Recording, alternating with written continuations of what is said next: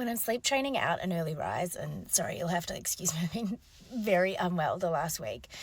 When I'm fixing an early rise for a baby, and I've got all the day set up, all the night set up, all the feeds, all the temperature, all the things, and we're sleep training out, let's say a 5:30 a.m. wake, and we're asking a baby to get up closer to 7, I never actually anticipate that a baby will wake at 7, or that on day 1 they'll go back to sleep. If they do, fantastic, but it's never my expectation. I think it's a big ask of a habitual wake that we're working with a baby's internal body clock. It takes time. But understandably, the next question is, okay, so I sleep trained until 7 a.m. Baby didn't go back to sleep. We know that's not a failure. That's just phase 1. What do I do now to get the rest of the day happening? And you need to push your baby, stretch your baby. And I say baby, this would be like from 5 months onwards. You need to stretch them to their first scheduled nap. So let's say you had a 9-month-old on 2 naps. They'd been waking up 5:30. You're going to push through to that first 9:30 a.m. nap. And I hear you, but 5:30 a.m. till 9:30 a.m. is a huge window. They are going to be so overtired. And usually one of two things will happen.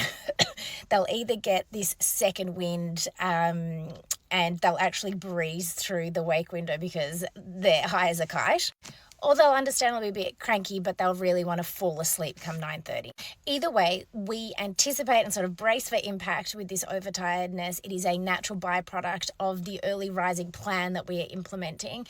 And what I would say is that that first nap is often a bit rubbish if we're asking, particularly if for a baby to self-settle. They're just too wired. So this is where I would throw all the rules out the window and say fully assist your baby with the carrier, the pram, holding, contact nap, you name it. Help your baby get that first nap in so that they don't have to fight their overtiredness. And what you've already done by stretching to that first scheduled nap is not reinforce the early rise with an early nap. Now, a baby under 5 months may need a quick bridging nap depending on the time that they woke up in the morning, but for the most part you sleep train until 7. If they don't go back to sleep, it's not a fail. You just keep going and push through to the scheduled nap, assist them if need be, and already you are on the up.